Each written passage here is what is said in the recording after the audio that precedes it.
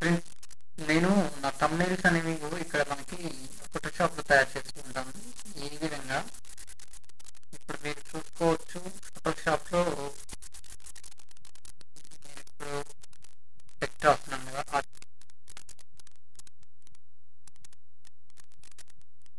చూడండి ఈ విధంగా నేను thumbnail తయారు చేసుకుంటాను. అలాంటప్పుడు చాలా మంది అడిగేది, అన్న ఇక్కడ బ్యాక్గ్రౌండ్ కలర్ ఉంది కదా, ఇది ఏ విధంగా మార్చుకోవాలి, లేదంటే ఇక్కడ బ్యాక్గ్రౌండ్ అనేది ఈ విధంగా సెట్ చేసుకోవాలి, కలర్ అనేది వైట్ వస్తుంది. అప్పుడు ఇప్పుడు మీరు చూడండి, నేను న్యూ ఫైల్ ఓపెన్ చేసుకుంటాను. అంటే దీన్ని ఎంటర్ ప్రెస్ చేస్తే అప్లై అయిపోతుంది. అప్లై అయిన తర్వాత ఇప్పుడు న్యూ ఫైల్ ఓపెన్ చేసుకోవాలి. న్యూ ఫైల్ ఓపెన్ చేసుకున్న తర్వాత రిజల్యూషన్ ఎంత ఉంది ఏంటి అనేది ఇక్కడ మీరు చూసుకోవచ్చు.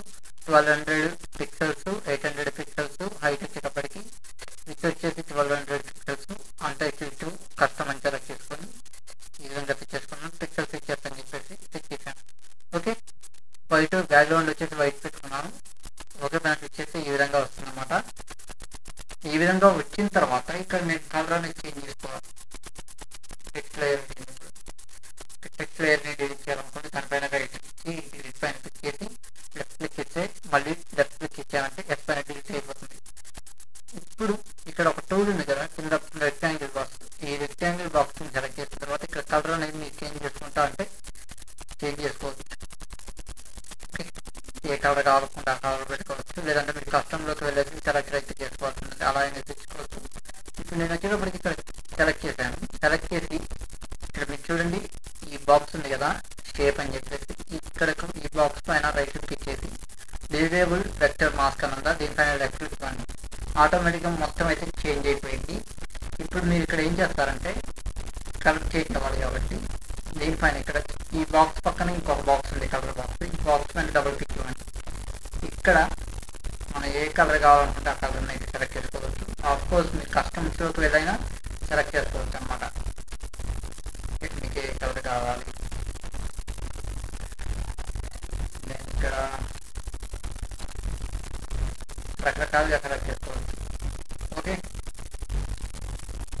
బ్లాక్ ఉంచేస్తాను, లేదనుకుంటే మళ్ళీ నేను ఇందాక విధంగా తీసుకున్నాను.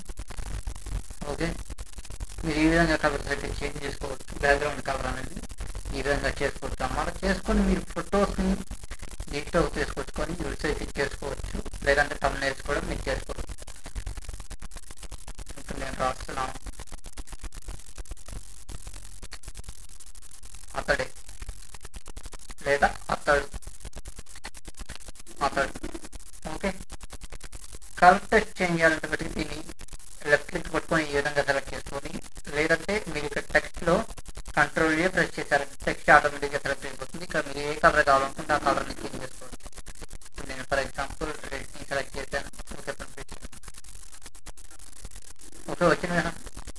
ఇప్పుడు మీరు ఇదే టెక్స్ట్ యొక్క సైజ్ మారవాలనుకోండి, కంట్రోల్ ఏ సెలెక్ట్ చేసి ఇక్కడ టెక్స్ట్ సైజ్ ఉందా దీనిపైన క్లిక్ చేసి